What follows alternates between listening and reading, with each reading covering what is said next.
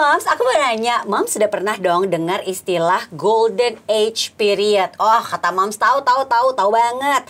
Nah, sebenarnya mungkin kalau buat yang belum tahu, ini istilahnya tuh artinya adalah masa emas tumbuh kembang anak di awal kehidupan mereka. Tepatnya nih Moms, di usia 0 sampai 5 tahun. Nah, sebagai orang tua, kita harus banget nih memperhatikan memberikan perhatian ekstra lebih tepatnya ya untuk mendukung perkembangan si kecil ini. Gak cuma aspek dari sisi fisik dan juga kognisi aja Moms, tapi perkembangan emosi si kecil juga harus loh kita perhatikan, karena dengan memiliki kecerdasan emosi ini bisa membantu mereka untuk beradaptasi dan juga berpengaruh pada perilaku ketika mereka dewasa nanti. Nah, gimana caranya sih sebenarnya memberikan stimulasi yang tepat untuk mendukung kecerdasan emosi anak kita yang ternyata punya peranan penting ini? Nah, pasti penasaran dong. Sebenarnya seperti apa sih tahap perkembangan emosi si kecil ini? Langsung aja yuk kita ngobrol-ngobrol sama Mbak Erviana SC SPSI, psikolog dari Resourceful Parenting Indonesia atau yang akrab dipanggil Mbak Vivi, seputar stimulasi emosi anak di podcast Mother and Beyond kali ini. Hai Mbak Vivi, apa kabar? Halo, baik. Ini kalau selama ini kan banyak orang tua fokusnya untuk perkembangan itu lebih ke fisik, ya kan, kesehatan, gitu kan, kecerdasan otak.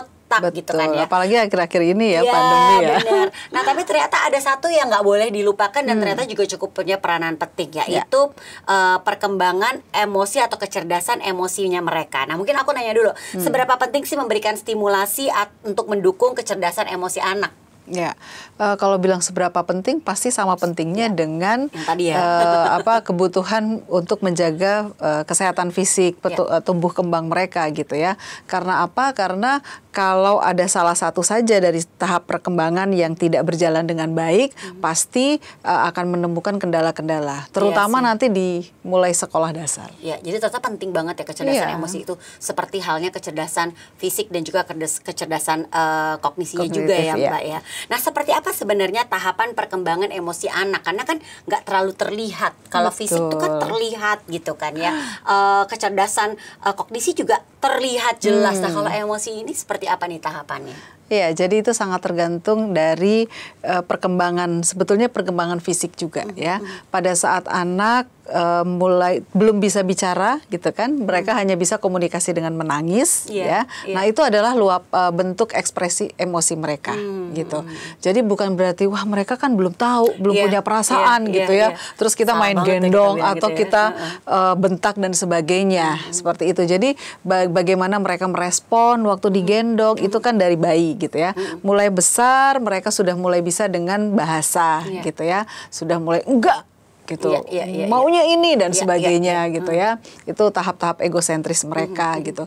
Lalu mulai berkembang lagi tahap di mana mereka sudah mulai menyeimbangkan antara apa yang saya dapatkan di rumah dan di luar gitu ya. Mulai tahap sekolah formal gitu ya. Nah, pada saat sekolah formal mereka sudah mulai nih membandingkan dengan teman, apa yang dilakukan oleh guru dan dilakukan oleh orang di rumah gitu. Nah, itu mereka sudah mulai mengekspresikan emosi.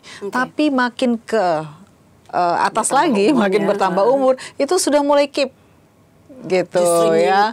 Iya, karena menurut lagi ya. Enggak, jadi menurut mereka ini layak atau enggak untuk saya ekspresikan, atau saya sedang saya sedang rasakan apa. Itu mereka mungkin juga bingung. Nah, ini yang kita lihat kalau dibilang tahap perkembangan sangat disesuaikan dengan usia. Seperti itu. Nah, kalau jenis-jenis emosi pada anak ini sendiri sebenarnya apa aja sih Mbak? Kita tahu sedih, senang, marah, udah. Tiga doang kita punya Moms ya.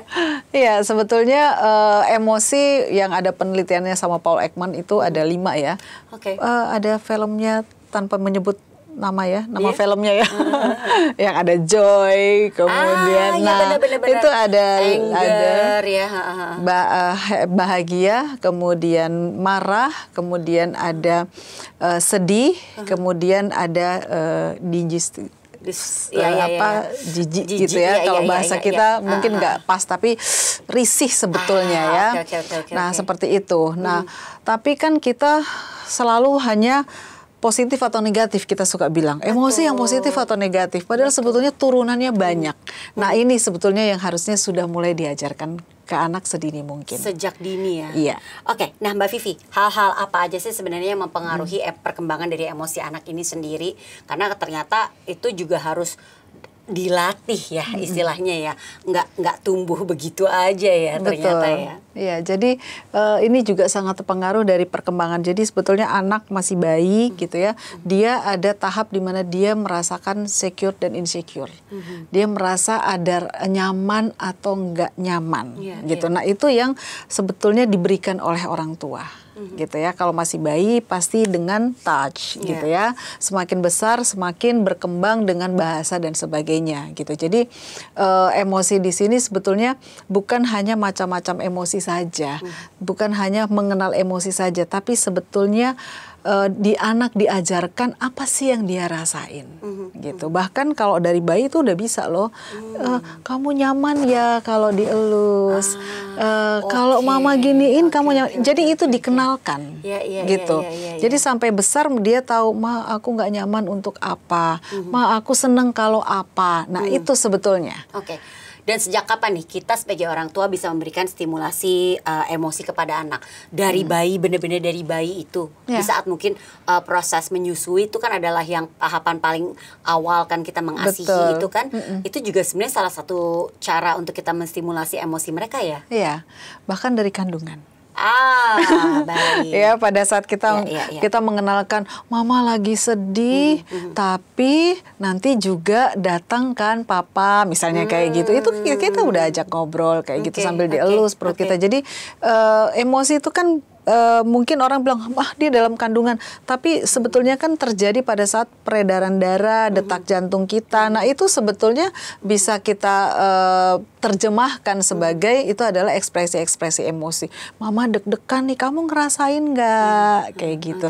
Tapi tenang aja ya, yang kayak gitu. Itu sudah sebetulnya dari dalam kandungan bisa kita latih dan kenalkan. Nah cara menstimulasinya gimana? Kalau dari yang tadi Mbak Vivi sampaikan tuh banyak dengan komunikasi, lalu sentuhan fisik, apakah memang itu cara-caranya atau memang ada cara-cara lain lagi, dan apakah setiap anak itu punya cara yang berbeda-beda nih dalam menstimulasi perkembangan emosi mereka nih? Ya, kalau mau jujur sebetulnya bagaimana anak mengenal emosi, mengekspresikan emosi itu biasanya nggak jauh dari apa yang dilakukan oleh orang tuanya.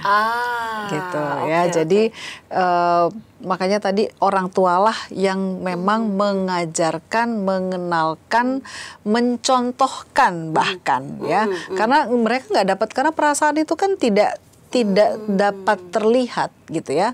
Jadi dari perilaku tertentu maka kita naming itu adalah bentuk dari happy. Tadi mama peluk kamu karena mama kangen banget gitu kan. Maaf ya tadi mama agak melotot karena mama kaget loh kok kamu gitu. Atau mama sebel kok kamu udah dikasih tahu seperti itu. Jadi nggak bisa kita bilang pokoknya mama lagi sedih gitu.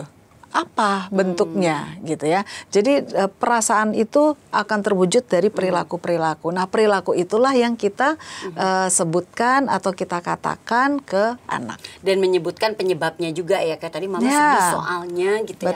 Harus dijelaskan juga ya Mbak Vivi ya. Karena kalau enggak, kenapa sedih atau boleh sedih terus-terusan gitu ya, atau boleh marah gitu kan.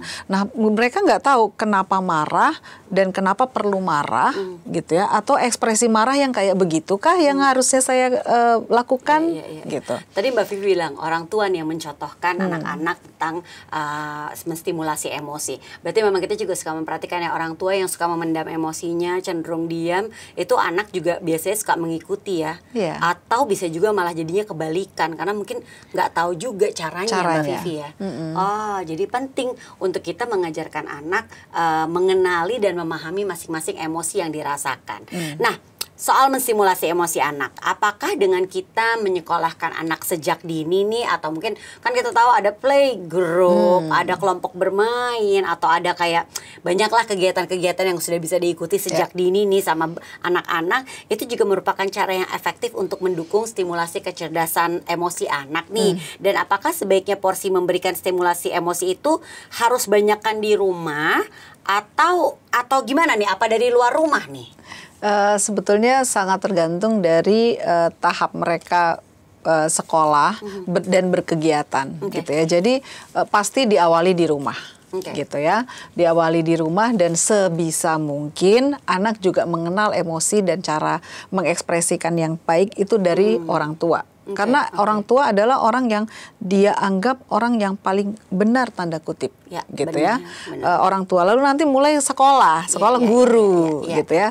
Mulai lagi meningkat teman gitu ya. Jadi ngaruh banget gitu ya. Jadi mama selama ini bilang begini, tapi ternyata temanku bisa kok begini, yang kayak gitu. Jadi itu sangat tolong dilihat. Anak saya sedang dalam usia seperti berapa, kemudian interaksi dia dengan siapa aja. Nah, berarti orang-orang tersebutlah yang dalam lingkaran akan mengajarkan dan mempengaruhi cara anak saya mengekspresikan emosi.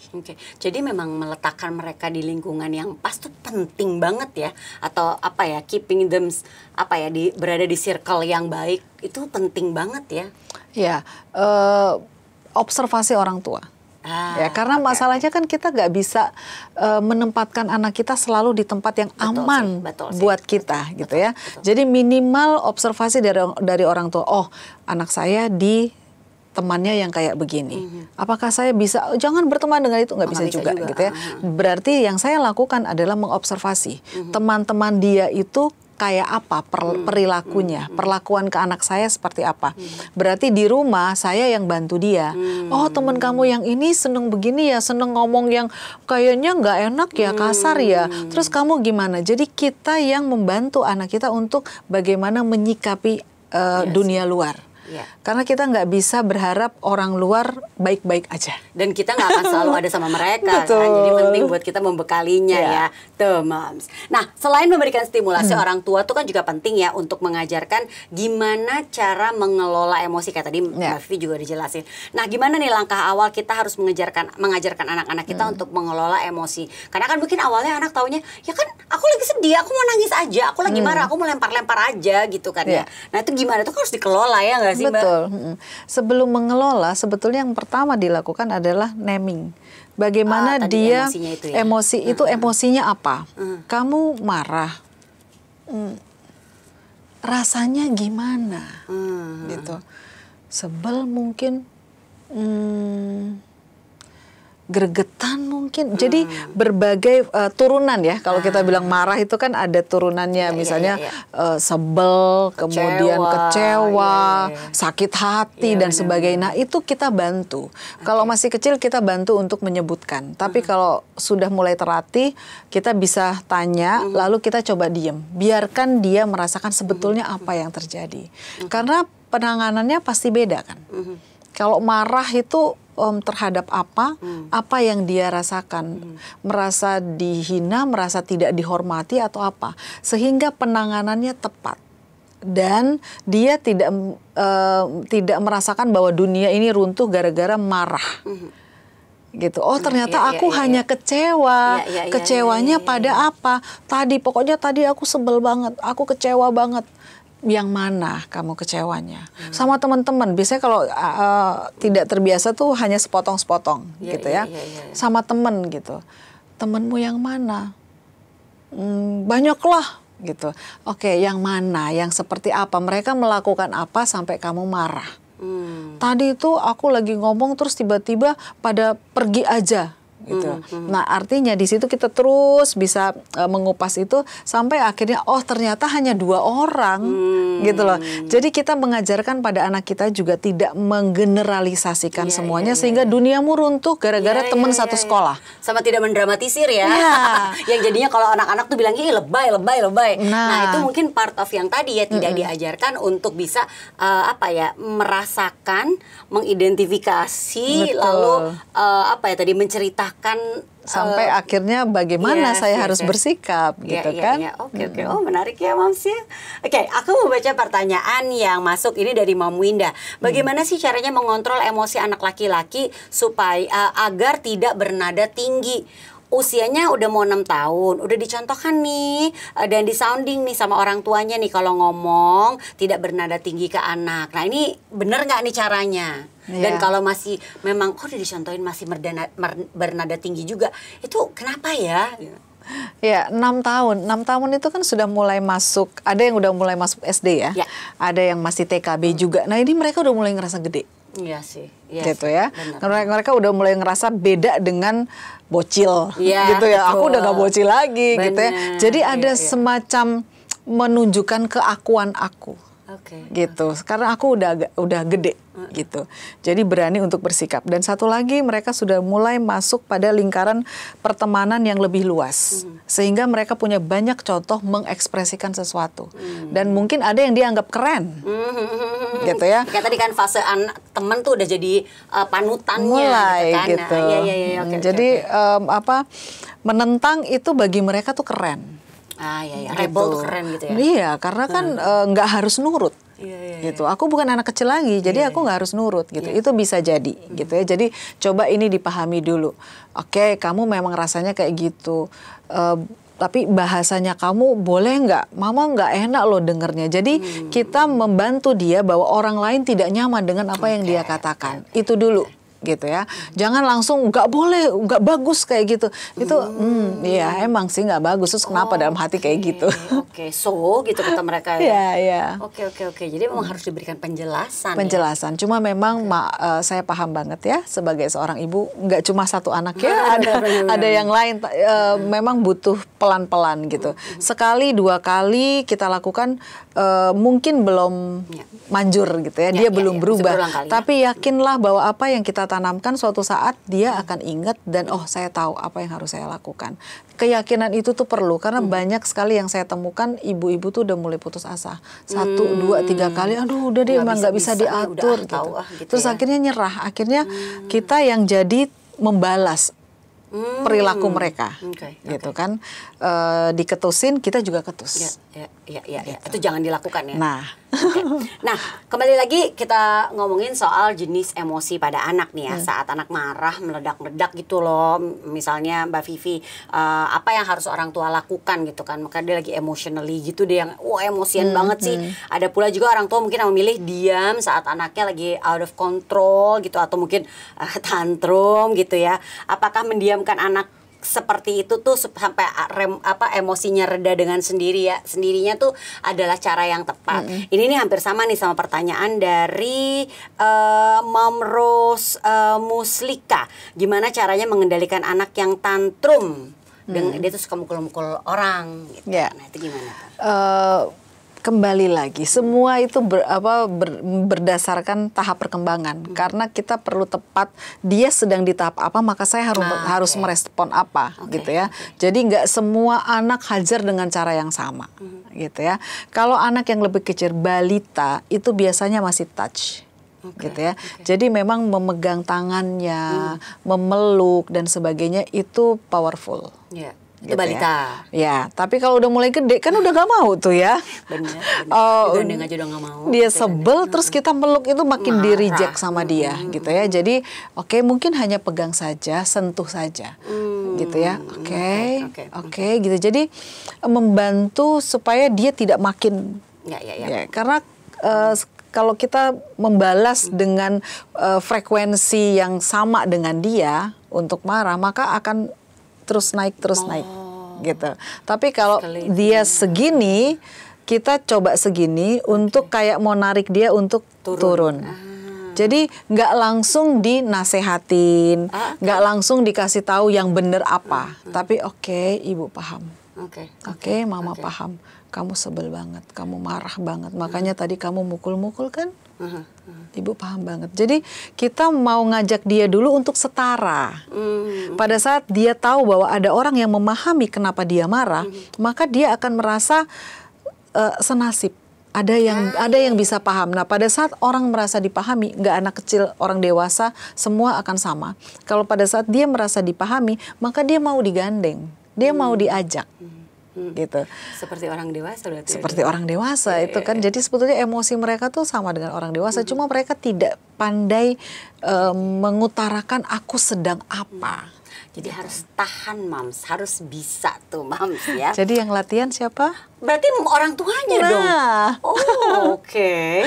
Menarik ini. Nah, berikutnya aku membaca pertanyaan dari Mom Indah Nirmala. Anakku usianya mau 6 tahun, perempuan, dan suka banget sama karakter yang serem-serem. Apakah dengan sering melihat atau nonton karakter serem-serem tersebut akan berpengaruh pada perkembangan emosinya? Aku jadi ingat juga ada keponakan aku juga yang waktu kecil tuh, dari kecil suka banget nonton film horor. Nah, itu gimana tuh? Nah, ini juga bagaimanapun tahap pencarian jati diri itu tidak hanya terjadi pada remaja ya. Remaja baru dia cari jati diri. Dari kecil sebetulnya anak sudah bergelut dengan pencarian jati diri. Ada yang merasa keren. Tampil beda, itu kan beda. Biasanya anak-anak tuh takut kalau ada hantu. Anak-anak tuh takut kalau tokoh-tokoh gitu seram. Dia mau beda. Gitu. Nggak apa-apa tuh. Nggak apa-apa. Oke. Tapi yang penting adalah, banyak anak yang nggak suka, tapi kamu suka. Ibu pengen tahu dong, kenapa sih kamu sukanya? Jadi kita harus ikutan semangat supaya tahu. Kan ini kita mau menggali. Yang paling tepat adalah, yang paling tepat adalah kita tahu dulu latar belakangnya apa. Gitu.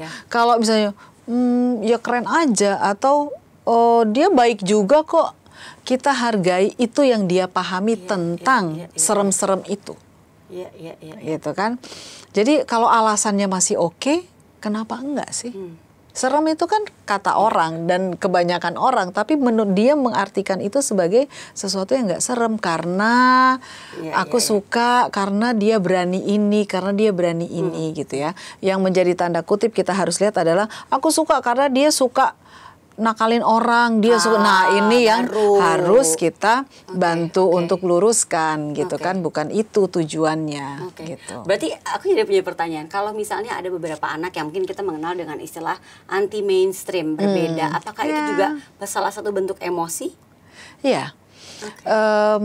Kalau misalnya ada beberapa posisi anak, suka bilang anak tengah itu biasanya mencari sesuatu yang unik gitu ya, atau rata-rata dari mereka sama semua, nah dia enggak, atau dari pertemanan kayaknya temennya suka yang ini, jadi dia pengen beda juga dari kakak adiknya, seperti itu. Dan itu sangat perlu dihargai. Nggak apa-apa juga ya. Gitu. Makanya dialog ya, kita perlu tahu gitu apa yang melatar belakangi dia memilih A, memilih B, memilih yang bagi kita jelek, tapi dia punya alasan tertentu mungkin. Berarti kan kita harus apresiasi. Ya. Sebagai penutup nih Mbak Vivi, seperti apa sih tanda yang ditujukan oleh anak ketika kemampuan emosinya sudah berkembang, atau dengan kata lain dia tuh punya kecerdasan emosi? Karena kan memang ternyata ini juga salah satu bentuk kecerdasan ya. Mengelola kan.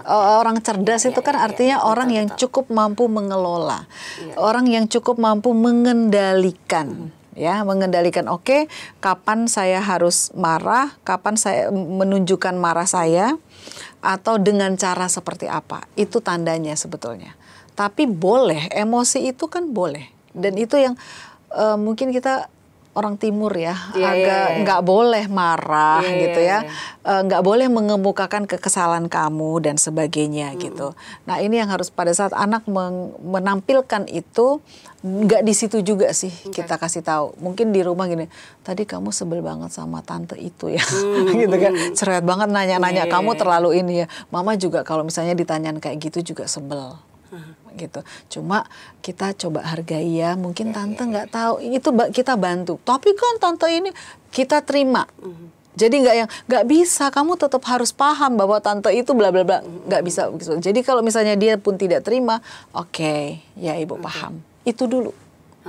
Gitu, karena nanti dia semakin besar dia makin tahu, kenapa harus begitu dan sebagainya. Jadi ada tahap-tahap yang kita terima dulu gitu, tapi di rumah. Makanya pembahasan yang detailnya sebaiknya private, tidak di depan orang yang menyebabkan dia emosi. Jelas banget kan Moms ya, membahas tema cara tepat stimulasi perkembangan emosi anak. Terima kasih buat Moms yang sudah menyaksikan dan juga mendengarkan podcast kita hari ini bersama dengan Mbak Erviana atau Mbak Vivi, Mbak Erviana SPSI, psikolog dari Resourceful Parenting Indonesia. Semoga apa yang disampaikan hari ini bermanfaat untuk kita semua, dan juga kita bisa mengajarkan anak kita nih gimana caranya juga kita mengasah kecerdasan emosi anak. Terima kasih Moms, terima kasih Mbak Vivi. Sampai ketemu lagi Moms. Bye.